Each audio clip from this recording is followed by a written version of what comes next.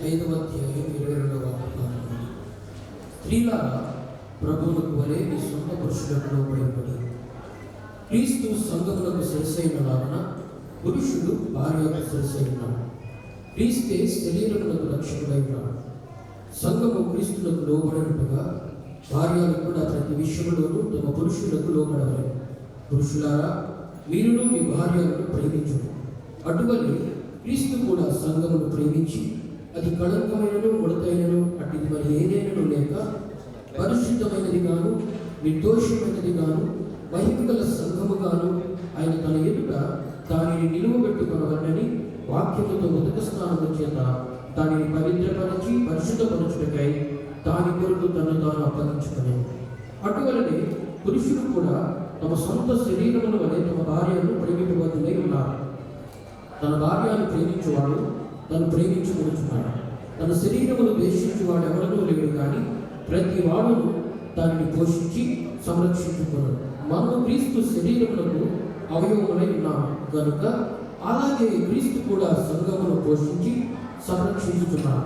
ఈ హేతువు చేత పురుషుడు తన తండ్రిని తనని విడిచి తన భార్యను హత్తుకొనడు, వారిద్దరూ ఏక శరీరం అవుతారు. ఈ మర్మము గొప్పది. అయితే నేను క్రీస్తుల గురించి సంఘముల గురించి చెబుతున్నాను. మెట్టుకు మీలో ప్రతి పురుషుడు తనను వలె తన భార్యను ప్రేమింపవలెను. భార్య అయితే తన భర్త యందు భయం కలిగి ఉన్నట్టు చూచుకొనవలెను. దేవుడి వాక్యం దీవించుగాక. వాక్య పఠనం చేస్తున్న అనురావు గారికి, అలాగే చంద్రశేఖర్ గారికి, సునీల్ గారికి మా అభినందనలు తెలియజేస్తూ ఉన్నాం. సమయాన ఈ వివాహ కార్యక్రమాన్ని ఉద్దేశించి వాక్య సందేశాన్ని వినడానికి ముందు మన గాయకులు రవికుమార్ గారు, అలాగే ప్రహ్లియ గారు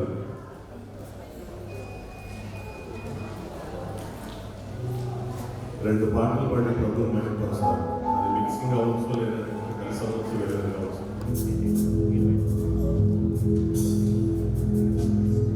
వివాహమన్నది పవిత్రమైనది, కరుణైనది, ఏర్పరచినది.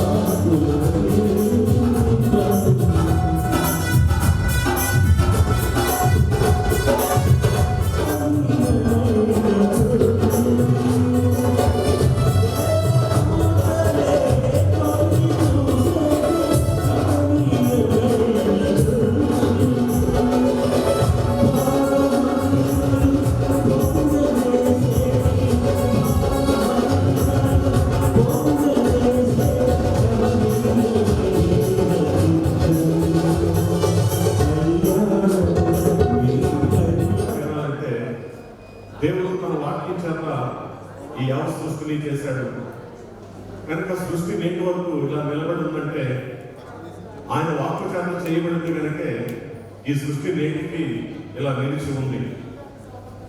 మన కుటుంబాలు కట్టబడాలి అంటే, మన కుటుంబాల్లో పరలోకపు ఆనందాన్ని చూడాలి అంటే, ఆశీర్వదించబడాలి అంటే ఖచ్చితంగా మనం ఆయన మాటలు వినాలి. కనుక ఆహ్వానితులందరికీ మనవి, ఇప్పటికే కుటుంబ జీవితంలో ప్రవేశించినటువంటి దంపతులు ఇక్కడ ఉన్నారు. ఈ రోజు కుటుంబ జీవితంలో ప్రవేశించబోయేటువంటి ఈ నవదంపతులు ఇక్కడ ఉన్నారు. భవిష్యత్తులో కుటుంబ జీవితంలో ప్రవేశించబోయే యవనస్తులు ఇక్కడ ఉన్నారు. అందరికీ ఉపయోగపడేవి దేవుని మాటలు. మన యొక్క కుటుంబాలు కట్టబడాలంటే ఖచ్చితంగా మనం దేవుని మాటలు వినాలి. కనుక పొడిపొడిగా రెండు ముక్కలు చెప్తాను. దేవుని సేవకులు ఆశీర్వాదయ్యేలో ఈ సృష్టిలో పెళ్లి అనేటువంటిది మనకు మాత్రమే ఉదాహరణకి పెళ్లి అనేది ఉండదు. ఒక మనిషిగా ఎందుకు ఈ పెళ్లిని ఏర్పాటు చేశారు అంటే, ఒక్క మనిషికి మాత్రమే దేవుడు తన రూపాన్ని ఇచ్చాడు. దేవుడు పరిశుద్ధుడు కనుక ఆయన రూపంలో చేయబడినటువంటి మనిషి కూడా పవిత్రంగా ఉండాలని, ఈ బంధం ఒక పవిత్ర బంధంగా ఉండాలని వివాహ వ్యవస్థను దేవుడు ఏర్పాటు చేశాడు. పక్షులు అనేవి ఎలా అయినా ఉండొచ్చు, జంతువులు అనేవి ఎలా అయినా ఉండొచ్చు, జలచరాలు ఎలా అయినా ఉండొచ్చు. కానీ ఈ మనిషి ఉన్నాడు చూసారా, ఈ మనిషికి మాత్రమే దేవుడు తన రూపాన్ని, తన ఆత్మని, ఈ అవసృష్టిని దేవుడు ఈ మనిషి కొరకు ఇచ్చాడు. దేవుడు అలా పరిశుద్ధుడు, ఈ మానవుడు కూడా నిరంతరము పరిశుద్ధుడిగా ఉండాలని సంకల్పించి ఈ బంధం ఒక పవిత్ర బంధంగా ఉండాలని ఈ వివాహ వ్యవస్థను దేవుడు ఏర్పాటు చేశాడు. ఇది లైఫ్ టైం కమిట్మెంట్, అంటే జీవితాంతం ఒకరికొకరు కట్టుబడి ఉండడం. కనుక ఈ రోజు జతపరచబడిపోయే ఈ నవదంపతులు కూడా ఈ బంధం ఒక పవిత్ర బంధంగా ఉండాలని, మరి ఒక ఆదర్శ కుటుంబంగా ఉండాలని నేను ఆశపడుతూ ఉన్నాను. అలాగే ఈ బంధం ఒక శాశ్వత బంధంగా ఉండాలని దేవుడు సంకల్పించాడు. దేవుడు మొదటిగా ఈ యావ సృష్టిని చేసిన తర్వాతే దేవుడు మనిషిని చేశాడు.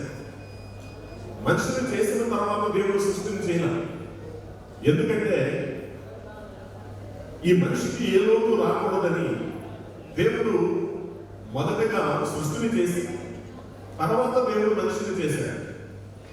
ఈ సృష్టి అంతా ఎవరి కొరకు చేయబడిందంటే దేవుడు మన కొరకు చేయబడింది. ఈ మనిషి లేకపోతే ఈ సృష్టి ఎవరికి ఉపయోగపడదు.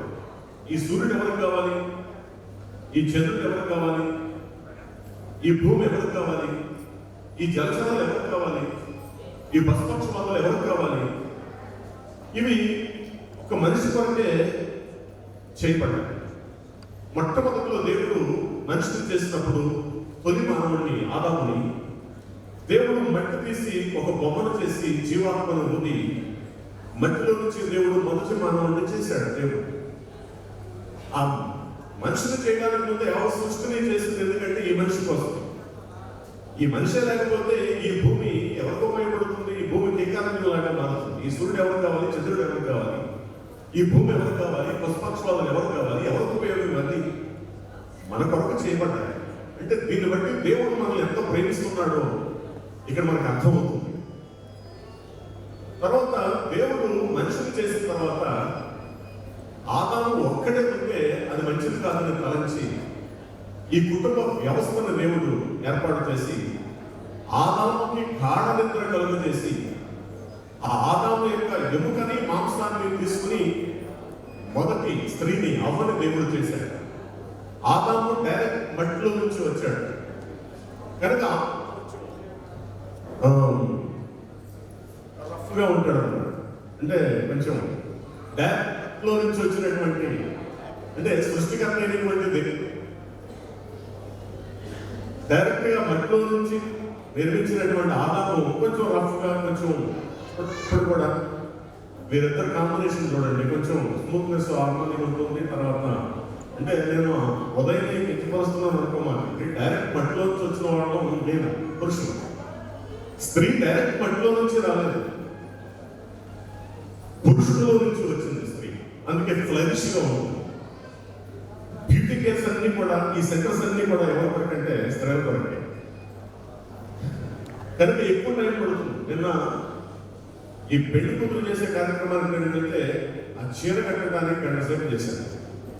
అంటే తయారు చేయడానికి అంత లేడీస్ ఆ బ్యూటీకి అంతా వాళ్ళు దానికి ఎందుకు ప్రాధాన్యత ఇస్తారంటే వాళ్ళు డైరెక్ట్ గా మట్టిలో నుంచి వచ్చిన వాళ్ళు కాదు, ఆదాములో నుంచి అవ్వచ్చు. చూడండి, ఇక్కడ ఒక గొప్ప మర్మం ఉంది. అదేంటంటే దేవుడు ఆదాముని మట్టిలో నుంచి చేసిన తర్వాత అవరు కూడా ఇంకో మట్టి తీసుకుని చేశాడు అనుకోండి. అప్పుడు ఈ ఆదాము గారు అంటారు, నువ్వు వేరు నేను వేరు అంటారు. ఈ బంధం ఒక శాశ్వత బంధంగా ఉండదు. నువ్వు వేరు నేను వేరు అంటారు. కనుక ఈ బంధం ఒక శాశ్వత బంధంగా ఉండాలని దేవుడు ఆదాములో నుంచి అవ్వను తీసుకొచ్చి చేసి ఆదాము మాంసం నుంచి ఆదాము ఎముక నుంచి దేవుడు అవ్వను చేసి అవ్వను తీసుకొచ్చి ఆదాము గారు పక్కన పెడితే ఈ ఆదాము గారు అంటారు, నా మాంసంలో మాంసమా, నా ఎముకలో ఎముక, నీవు నరులో నుంచి చేయబడ్డావు కనుక నాది అనుకుంటావని నాది అని పేరు పెట్టి పాట పాడి నువ్వు నాదానివి అన్నాడు. అంటే ఇప్పుడు ఆదాము గారు అవ్వని నువ్వు వేరు నేను వేరు అన్నాడు. ఈ బంధం వేరు బంధం కాకూడదని, ఈ బంధం శాశ్వత బంధంగా ఉండాలని ఆదాములో నుంచి దేవుడు అవ్వను చేశాడు. కనుక ఈ బంధమే కాదు, ఇక్కడ కూర్చున్న మనందరం కూడా మన బంధాలు శాశ్వత బంధంగా ఉండాలని, వివాహ బంధం ఒక శాశ్వత బంధంగా ఉండాలని ఆయన యొక్క వివాహ వ్యవస్థను ఏర్పాటు చేసి ఈ అద్భుతమైనటువంటి జ్ఞానంలో ఆయన ఏర్పాటు చేశాడు. అలాగే ఇంటింటికి పోయినట్టు ప్రతి ఇంటికి ఏదో ఒక సమస్య ఉంటుంది. ప్రతి కుటుంబంలో మన దైనందిన జీవితంలో ఏదో సమస్యలు ఉంటూ ఉంటాయి. ఈ వివాహ వ్యవస్థను ఏర్పాటు చేసినటువంటి ప్రతి సమస్యని సృష్టికర్త అయిన దేవుడి దగ్గరికి మనం తీసుకెళ్తే మనకి పరిష్కార మార్గం దొరుకుతుంది. ఎందుకంటే ఆయనే కనుక ఈ వ్యవస్థను స్థాపించింది. ఒక విషయాన్ని ఇక్కడ మీరు గమనించాలి, వివాహము అన్ని విషయములలో ఘనమైనది అనేటువంటి వాక్యాన్ని ఈ శుభలేఖల మీద అలాగే పత్రికల మీద వేశారు చక్కటి ఆ వాక్య భాగాన్ని. అయితే వివాహం అన్ని విషయములలో ఘనమైనది అని ఎందుకు చెప్పబడిందంటే వివాహం మనిషిని చేసినప్పుడు మానవుడు పవిత్రంగా ఉన్నాడు, దేవుడి స్వరూపంలో ఉన్నాడు. అయితే మానవుడు ఎప్పుడైతే పాపం చేశాడో పాప ఫలితంగా దేవునికి మానవునికి మధ్యలో ఏమొచ్చిందంటే ఎడబాటు వచ్చింది. మానవుడు దైవాశీర్వాదాన్ని కోల్పోయాడు, దేవుని యొక్క ఆ ప్రత్యక్షతని కోల్పోయాడు, దైవాశీర్వాదాన్ని కోల్పోయాడు. ఈ వేరుపరచబడినటువంటి మానవుడు దేవునికి దోరస్తుడుగా ఉండి దుర్భరాన్ని అనుభవిస్తూ దుర్దశ అనుభవిస్తూ మానవుడు దేవుని స్తోత్రం. ఈ సమయంలో చిన్న ఒక్క నిమిషం దేవుని సేవకులు మన ఆహ్వానికులు దైవజనులు ఎవరండి దేవసాయి గారు మన మధ్యకి రావడం మనకు ఎంతో ఆశీర్వాదకరం. వారిని వేదికపైకి రావాల్సిందిగా ప్రయత్నం ఆహ్వానిస్తున్నాం. చప్పటి పెట్టి ప్రభుత్వం బయటపడతాం. మీ కరకాలు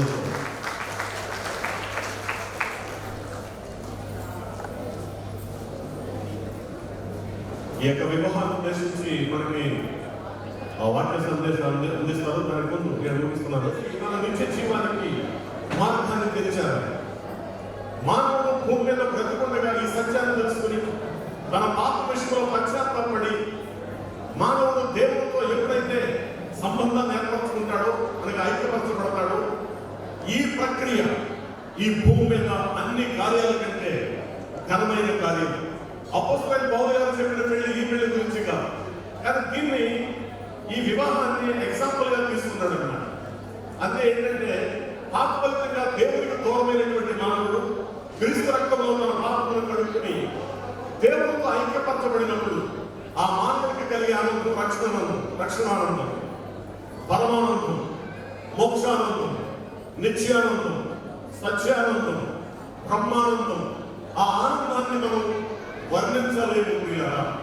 మానవుడు అటువంటి గొప్ప ఆనందాన్ని పొందాలంటే, పరలోకపు ఆనందాన్ని పొందాలంటే, ఆశీర్వాదాన్ని పొందాలంటే క్రీస్తు రక్తంలో ఏ దేవుడైతే తన కొరకు ప్రాణం పెట్టాడో ఆ దేవుని యొక్క రక్తంలో పాపక్షమాపణ పొంది ఆ దేవుడితో ఐక్యపరచబడే కార్యక్రమం ఈ భూమి మీద అన్ని కార్యక్రమాల కంటే గొప్ప కార్యక్రమం. ఈ వివాహం అన్నింటికంటే ఘనమైనది. కనుక ఉదయ్ కుమార్ అలాగే ఆమని క్రీస్తు ప్రభువుతో సృష్టికర్త అయిన దేవుడితో ఐక్యపరచబడినటువంటి వారు మీరంతా ఎవరి వయసులో రక్షింపబడ్డారు కనుక వారిద్దరితో ప్రభు ఉంటారు. వారు ప్రభువుతో ఐక్యపరచబడినటువంటి వారు కనుక ఈ మూడు పేటల తాడు తెగిపోకుండా నిత్యం ఉంటుందని బైబిల్ గ్రంథంలో చెప్పబడింది. అలాగే ఇక్కడ కూర్చున్న మీ అందరూ కూడా మీ దంపతులకి మూడో పేట తాడుగా మీరు క్రీస్తు ప్రభువుతో ఐక్యపరచబడినప్పుడే మీ కుటుంబాల్లో పరలోకపు ఆనందాన్ని మీరు చూడగలుగుతారు. ఈ కుటుంబం కూడా అటువంటి శాశ్వత ఆ పరలోకపు ఆనందాన్ని మరి సమృద్ధిగా పొందాలని, ఆదర్శ కుటుంబంగా ఉండాలని మనస్ఫూర్తిగా కోరుకుంటూ ఈ మాటలు నేను ముగిస్తూ ఉన్నాను. ఈ సమయాన్ని మనతో ఉండటం మనకి ఎంతో ఆశీర్వాదకరం. ఈ యొక్క వివాహ కార్యక్రమాన్ని ఉద్దేశించి ఒక గొప్ప సందేశాన్ని అందించవలసిందిగా వారిని ప్రేమతో ఆహ్వానిస్తున్నాను. ఈ శుభవేళ ఈ శుభ కార్యక్రమాన్ని చేసిన దేవుడు బిడ్డలని మీ అందరికీ ప్రభు నామాన వందనాలు తెలియజేస్తూ ఈ వధువుని మనసారా జీవిస్తూ ఉన్నాం. ఇప్పటి వరకు దైవజనులు అనేక విషయాలు చెప్పడం, లేఖనాల్లో కొన్ని భాగాలు చదివి వినిపించడం, వివాహానికి సంబంధించిన విషయాలన్నీ చాలా వరకు ప్రతిమీ వెళ్ళాలి.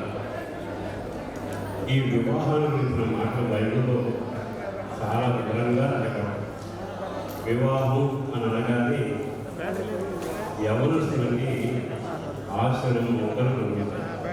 ప్రతి వారికి వివాహాన్ని గురించిన కళలు ఉంటాయి. కానీ వివాహ వ్యవస్థ దేవుని చేత నిర్ణయించబడింది. అలాగే దేవుని ఆలోచన ప్రకారం ఎవరు జతపరచబడతారో వారి మనుగడ దీవెనకరంగా ఉంటుంది. మన వాళ్ళకు ఉండే ఆలోచన ఏమిటంటే వివాహం అనే ఆలోచన రాగానే చెప్పులు అడిగే వరకు తిరుగుతుంటారు. కారణం రంగ, ఈత, రాబడ, పుట్టేది ఎంత, గిట్టేది ఎంత లెక్కలన్నీ చూసుకుంటారు. కానీ చివరికి వస్తే ఎక్కడ తిరిగి వచ్చినా పక్కటంగు దగ్గరికే వస్తారు. అతగాడికి ఆ అమ్మాయిని ప్రభు ఎప్పుడో పక్కగా నిర్ణయించాడు. మన ఆలోచన కొద్దీ ఆయా ప్రాంతాల్లో సంచరిస్తాము, తిరిగి ప్రభు నిర్ణయానికి చేరుకుంటాం.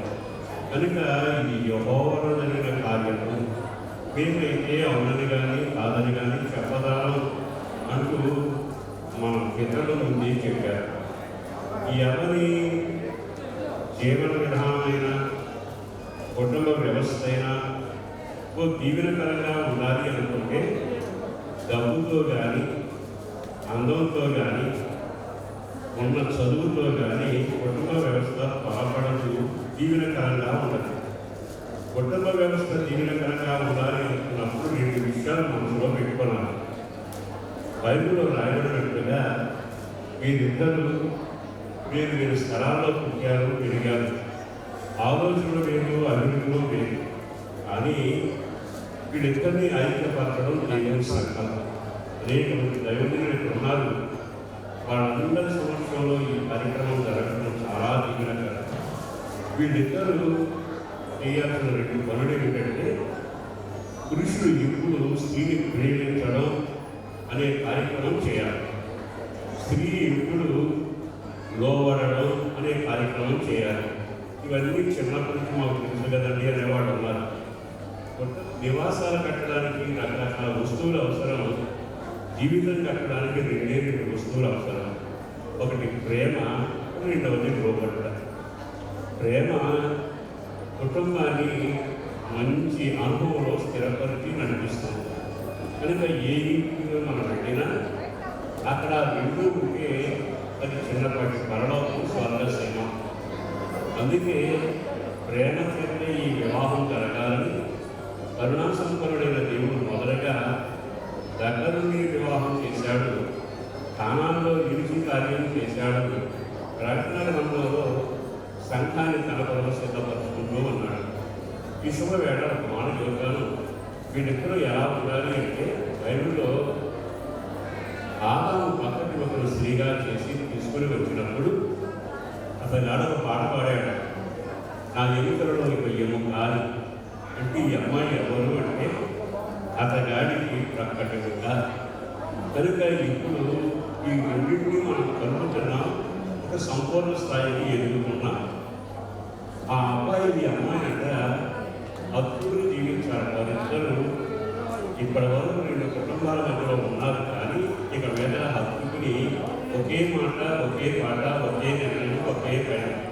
వాళ్ళిద్దరు ఎంత కొత్తగా ఉన్నారు, చూస్తుంటే చాలా కొత్తగా ఉన్నారు. కాకపోతే ఏమి జరగనట్టు ఉన్నారు. చిత్రం ఏంటంటే, ఆ అమ్మాయిని అడగండి, ఇది నా సరైన. ఆ అబ్బాయిని అడిగితే ఇది నాది అని. దైవజనుడు వివాహాన్ని కొనసాగిస్తారు. వివాహం అయిపోయినాక మీకు వస్తారు. నేను ఆ అమ్మాయిని పలకరించి ఈ సెల్ల ఎవరిదంటే నాది అని, ఇది మాది అని. అంటే వివాహ వ్యవస్థలో ఐక్యత ఉంది. ఎక్కడ ఐక్యత ఉంటుందో స్వర్గసీమ అక్కడ ఉంటుంది. కనుక కుటుంబాల్లో ఉండవలసిన ఐక్యత లేకపోతే స్వర్గంలో వచ్చింది.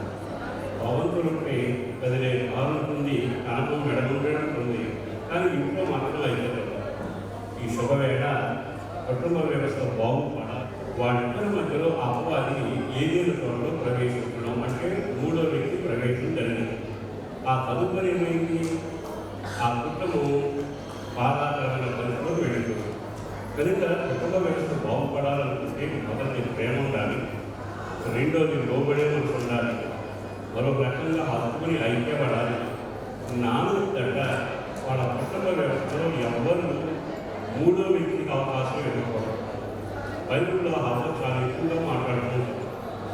ఓ రకంగా చెప్పాలంటే భర్తన్నాడు, భర్త మాట్లాడతాడు అనే దానికంటే కూడా సాధారణంగా చాలాసేపు మాట్లాడి కొన్ని తిని తదుపరి తీసుకొచ్చి పురుషునికి. ఎప్పుడైతే మన వ్యక్తిగత జీవితంలో మన స్వాతంత్రాన్ని దుర్వినియోగం చేసుకోకుండా వాడుతుంటే కుటుంబం బాగుంటుంది. మరో మాట కూడా చెప్తానండి. 128వ కీర్తనలో మన రాశారు, నీ లోకిట నీ భార్య ఫలించే ద్రాక్షావళి అనే మాట అంటారు. అంటే దాని అర్థం ఏంటంటే, మనం ద్రాక్ష పడు చూస్తున్నాం, ద్రాక్ష రసం మాధుర్య పెరుగుదు, గుర్తులుగా మాధుర్యాన్ని మూట కట్టుకుని అంగడిలో కనపడితే ఎవరైనా దాని ద్వారా ఆకర్షించబడతారు. కానీ అది పండించుకుంటూ వెళ్ళాక అనుకోండి, మాట చెప్తారు. ఆ అబ్బాయి మగమహారాజు అనుకోండి, మగమహారాజు కానీ మగటం లేదు రాదు అంటే తిరిగి వ్యక్తిలాగా వచ్చాడు. బైబిల్లో సాంఖ్య రంగంలో ఉంది కదా, యోగ్యురాలు తన పెళ్లిటికి కిరీటము. అంటే వివాహంలో జరిగే మరో ప్రక్రియ ఏమిటంటే, ఆ అమ్మాయికి కిరీటం రాడదట, ఆ అబ్బాయికి ఈరోజు ధరింపజేస్తాం. అంటే అతను మగుటం కలిగిన మహారాజులాగా ఉండేది. పెళ్ళమ్మకు పెళ్ళి ఎప్పుడు చేస్తారు అంటూ తేలిగ్గా మాట్లాడతారు. పెళ్ళి ఒక ఇంటివాడు చెప్పే సమాజంలో ఎంత గౌరవం ఉంటుందండి. అంటే ఇప్పుడు ఈ అమ్మాయి అతగాడికి కిరీటం లాగా వ్యవహరించాలి. పాస్టర్ గారు చెప్పారు కనుక ఈ రోజు నుంచి నా స్థానం తల మీద అనుకోకూడదు. కానీ బైబిల్ అంటుంది అత్తగారింట్లో అడుగు పెట్టాక ఆ ఇంటికి గౌరవం ప్రతిష్టానం ఆ పిల్లవాళ్ళే కలగాలి. అట్టి గౌరవం ఇచ్చే వ్యక్తులాగా కిరీటం లాగా ఆమె ప్రజలు పడుకుంటారట. గుణవతి అని గుణవతైన భార్య దొరుకుతారు. పురుషుని కంటే గొప్పది కనుక ఇక్కడ నుండి ఆ అబ్బాయిని లోపడాలి. రెండవది ఒప్పుకోవాలి. మూడవది ఆ పిల్లవాడి మీదే ఆధారపడాలి. మరి ఆ అబ్బాయి సంగతి ఏమిటి ఆలోచిస్తే ఈ అమ్మాయి గురించి చక్కని మాట రాశారు.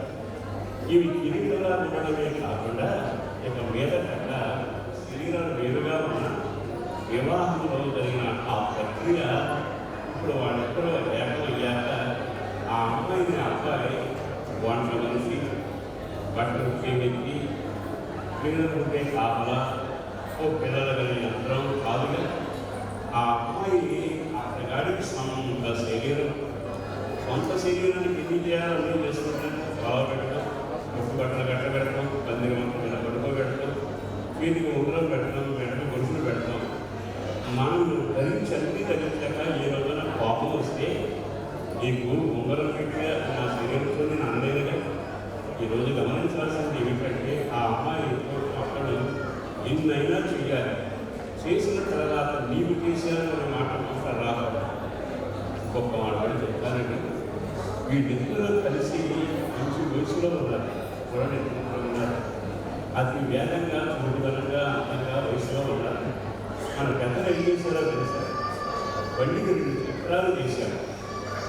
2 చక్రాలు చేసి ఆ 2 చక్రాలు వదిలి పెట్టకుండా ఒక చక్రం ముందుకు కానీ ఒక చక్రం వెనక కానీ వెళ్ళకుండా ఏసుదేవుడితో యూసైన మాకు వాళ్ళ నాట వెనక కానీ ముందుకు కానీ వెళ్ళక ఒకరితో ఒకరు కలిసి సమాన సంతోషంతో మర్యాద ఎక్కడైనా తేడా వస్తే ఇబ్బంది పడుతూనే ఉంటారు. ఆ రోజు యేసులో ఇంట్లో కూడా రాజకాలం అయిపోయేటప్పటికీ పెళ్లి వాళ్ళు చాలా వేదన పడ్డారు. ముఖం నికాలను ఎత్తి కన్న కాస్త ఆ వివాహం కళాదీకరమైంది.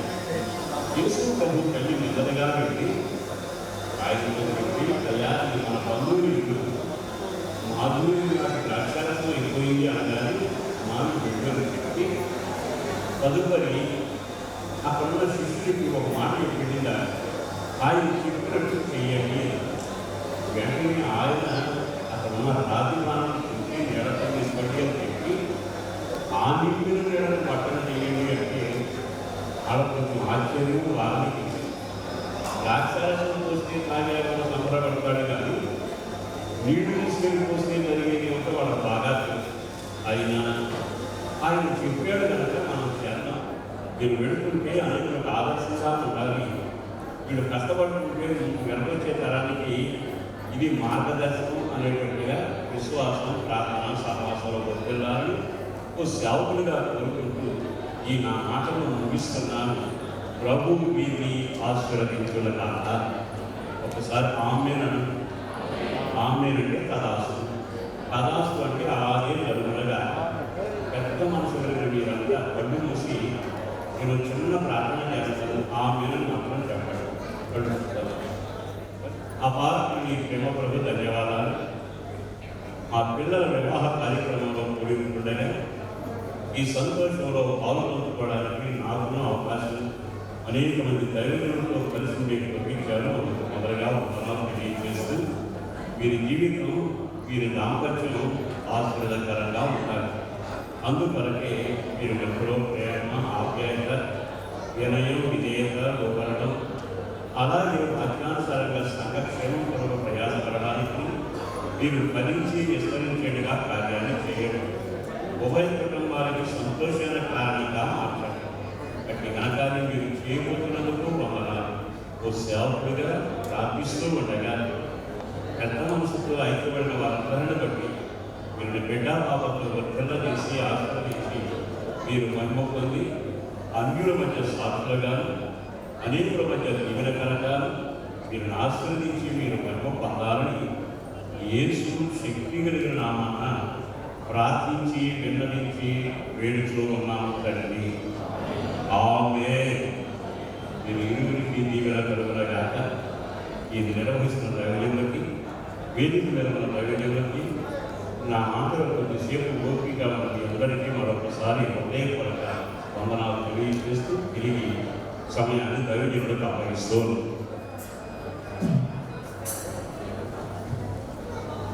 దేవుని స్తోత్రం. ఈ యొక్క వివాహ కార్యక్రమాన్ని ఉద్దేశించి ఎంతో అమూల్యమైన గంభీరమైన వాక్య సందేశాన్ని మనకి అందించి మన ఆత్మలకు మన కుటుంబాలకి మేలు చేకూర్చిన దైవజనులు దేవస్థయ్య గారికి నా హృదయపూర్వకమైనటువంటి ధన్యవాదాలు తెలియజేస్తున్నాను. ఈ సమయాన ఉదయ్ కుమార్ తరఫున వారి తాతయ్య గారు శ్రీ కొర్ర వెంకటేశ్వరరావు గారు, శ్రీమతి కొర్ర ఉదయ భాస్కరమ్మ గారు కూడా ఈ వేదికపైకి రావాల్సిందిగా వారిని హృదయంతో ఆహ్వానిస్తున్నాను.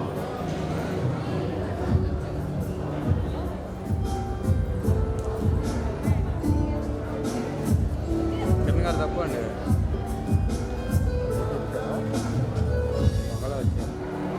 శ్రీ మన్నవ శాస్త్రిరావు గారు శ్రీమతి వేదికపైకి ఆశీనులయ్యారు. అలాగే ఉదయ్ కుమార్ తరఫున వారి అమ్మమ్మ గారు, అలాగే తాతయ్య గారు కూడా వెంకటేశ్వరరావు గారు, శ్రీమతి కూడా ఉదయ భాస్కర్ గారు వేదికపై ఉన్నారు. ఈ సమయంలో వధువులందరూ కూడా లేచి నిలబడవలసిందిగా మనం చేసుకుంటున్నాం. లేచి నిలబడండి.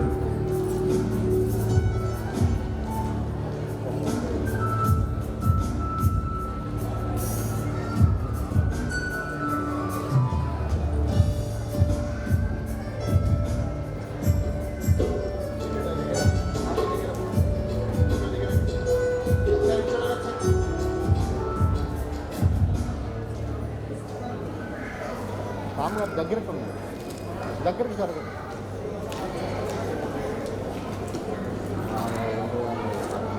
ఓకే ఓకే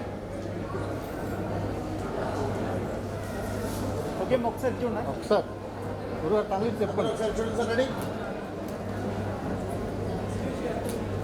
ఈ యొక్క వివాహ కార్యక్రమాన్ని ఉద్దేశించి నేను వివాహ ప్రకటన చేయించుకున్నాను. రెడీగా ఉంది.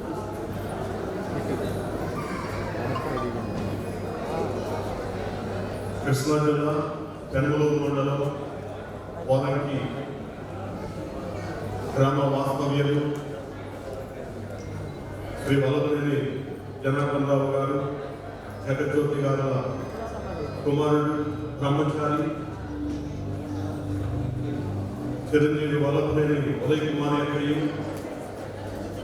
గుంటూరు జిల్లా మంగళగిరి మండలం కృష్ణాయిపాలెం గ్రామ వాస్తవ్యులు శ్రీ మన్నవ ఆనంద్ శ్రీదేవి గారుల కుమార్తె చిరంజీవి సౌభాగ్యవతి మన్నవ ఆమనీయకయ్య వివాహ ప్రకటన చేయించుకున్నారు. వీరిద్దరూ వివాహం చేసుకోవడానికి దేవుని సన్నిధిలో సభ్యులుగా నిలబడి ఉన్నారు. మన సమక్షంలో దేవుని సన్నిధిలో వీరిద్దరూ పరిశుద్ధ వివాహం చేసుకోకూడదని ఏ హేతువైనను న్యాయమైన ఆటంకమైనను మీలో ఎవరికైనా తెలిసి ఉంటే అది ఇప్పుడే మీకు తెలియజేయవలసిందిగా మనం చేస్తూ ఉన్నాం. వ్యాఖ్యలు చేయరాదని మనం చేస్తూ ఉన్నాం. ఏదైనా ఆక్షేపణలు ఉంటే ఈ వివాహ కార్యక్రమానికి ముందే తెలియజేయవలసిందిగా మరొకసారి ఈ సభ ఉద్దేశించి నేను వివాహ ప్రకటన చేయించు ఉన్నాను. మీ అందరికీ ఒక మనవి ఏంటంటే, వరుడు ఉదయ్ కుమార్ వధువు ఆమని వివాహం చేసుకోవడం మా అందరికీ సమ్మతమే, మా అందరికీ అంగీకారమే అని ఆహ్వానితులందరూ మీ అంగీకారాన్ని తెలియజేసేటట్టయితే మీ కుడి హస్తాలు ఎత్తి చూపించవలసిందిగా మనం చేస్తున్నాం. ఇద్దరు వివాహం చేసుకోవడం మాకు ఇష్టమే అంగీకారమైన వారు మీ గుడి హస్తాలు అయితే చూపించవలసిందిగా మనం చేస్తున్నాం. ఫోటోగ్రాఫర్స్ అందరూ చూడండి. అందరికీ ఇష్టమో లేదో మాట్లాడి సరిగ్గా కనిపించడం లేదు చూడండి సార్. వెంకటేశ్వర గారు మనవ ఆనంద్ శ్రీదేవి గారి యొక్క ద్వితీయ కుమార్తె ఆమనిని మీ మనవడు ఉదయ్ కుమార్కి వివాహం ఆమనితో మీ మనవడు ఉదయ్ కుమార్తో వివాహం జరిపించడం మీకు మనస్ఫూర్తిగా అంగీకారమైన వెరీ గుడ్. ఈ సమయాన కన్యాదాత ఆమని తరపున ఆమని పెద్దనాయన గారు పెద్దమ్మ గారు మన మధ్యలో ఉన్నారు. వల్లభనేని జనార్దన్ రావు గారు జగజ్యోతి గారు ద్వితీయ కుమారుడు ఉదయ్ కుమార్కి మీ సోదరుని యొక్క కుమార్తె ఆమని నుంచి వివాహం జరిపించడం మీకు మనస్ఫూర్తిగా అంగీకారమే. బలవంతపు పెళ్లిళ్ళు క్రైస్తవ చట్టానికి వ్యతిరేకం కనుక అది గోప్యంగాను లేదంటే రహస్యంగాను జరిగేది దైవచక్రం కాదు కనుక సభికులందరి యొక్క ఆమోదంతో కన్యాదాత గారి యొక్క ఆమోదంతో అలాగే ఉదయ్ కుమార్ తాతయ్య గారి యొక్క దంపతుల యొక్క ఆమోదంతో ఈ వివాహ కార్యక్రమాన్ని జరిపించడానికి నేను ముందుకు వెళుతూ ఉన్నాను. ఈ సమయాన మరి వధువులను ఉద్దేశించి కన్యాదాత గారు ఈ అప్పగింత కార్యక్రమంలో వరుడికి ఏం చెప్తారో చూద్దాము. అడుగు ఎదుర్కొండి వధువులు కొంచెం ఎదుర్కొన్నటువంటి ఒకళ్ళు వెరీ గుడ్. అలాగే ఉదయ్ కుమార్ యొక్క గృహస్థంలో పెట్టి మీరు ఉదయ్ కుమార్కి ఈ బాధ్యతలు మీ కుమార్తె యొక్క బాధ్యతలను ఈరోజు మీరు అప్పగిస్తున్నారు. దీన్ని అప్పగించలేదు కదా సరే, అప్పగించాలంటే అప్పగించదు కనుక మీరు ఆయన నుంచి ఏం ఆశిస్తున్నారో మీరు ఆయనకి ఏం చెప్తారో చెప్పాలి. సరే మీరే చెప్పండి, నేను చెప్తాను అన్నట్టు నా వైపు చూస్తున్నారు. చూద్దాం దయచేసి వెళ్తే బాగుంటుంది. పెడదాం. వెంకటేశ్వర గారు అలాగే భాస్కర్ గారు ఉదయం యొక్క కుడి హస్తాన్ని మీరు కన్యాదానం చేసే వారి చేయి పై ఉండాలి, అందుకుంటున్న వారి చేయి కింద ఉండాలి. సహజంగా మగపిల్లలు ఎక్కువ అంటారు కానీ ఇచ్చేవారే ఎక్కువ. దాని ఇంకో మాట కూడా మనం చెప్పాలి. ఎవరు పడితే వాళ్ళకి ఇస్తారంటే అర్హత ఉన్న వారికి ఇస్తారు. ఆ కోణంలో వారు కనుక వారి చేయి కింద ఉండాలి, మీరు చేయి పైన ఉండాలి. ఇప్పుడు ఆ చేతిలో అక్షంతలో పెట్టండి దయచేసి. ఒకసారి చూడండి సార్. సార్ ఒకసారి మీరు కొంచెం తాతగారు కొంచెం వెనక్కి రండి. మా అమ్మగారు కొద్దిగా ముందుకు రండి. కొంచెం వెనక్కి రండి. తాతగారు కొంచెం జరగండి. Okay done. ఒకసారి చూడండి సార్. రెడీ. కొంచెం జరగాలి. తాతగారిని కొద్దిగా జరగండి. తాతగారు కొద్దిగా జరగండి. తాతగారు కొంచెం వెనక్కి వెనక్కి వెనక్కి వెనక్కి కొంచెం ఇటు చెప్పండి.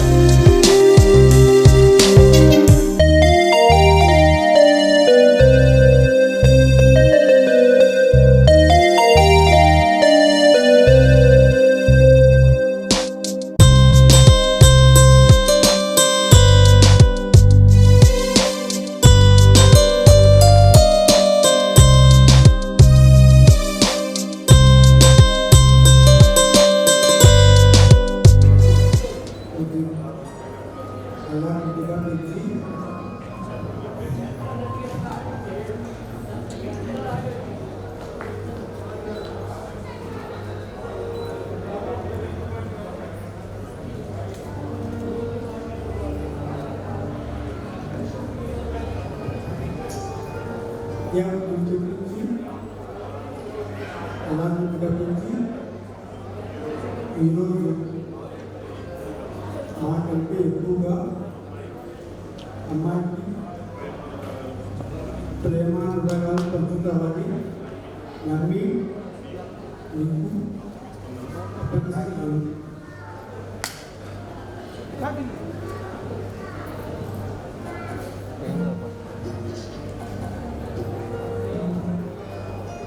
శాస్త్రిరావు గారు మరి వాళ్ళ అమ్మాయిని ఆమెకి ఇచ్చేటప్పుడు ఆయన కంట్రోల్ తప్పారు. అంటే ఏంటంటే అమ్మాయిని ఇచ్చేస్తున్నామని చాలా మరి వారి యొక్క పాదతత్వ హృదయంతో ఈ అపత్య కార్యక్రమం చేశారు. సార్ శాస్త్రిరావు గారు మీకంటే ఎక్కువగా ఉదయ్ కుమార్ మీకంటే ఎక్కువగా చూసుకుంటాడు అమ్మాయిని. నేను చెప్పడం కాదు, అసలు ఈ సమయాన్ని ఆనందే చెప్పాలి మీకు. మీరు ఎలా అయితే అల్లారు ముద్దుగా అమ్మాయిని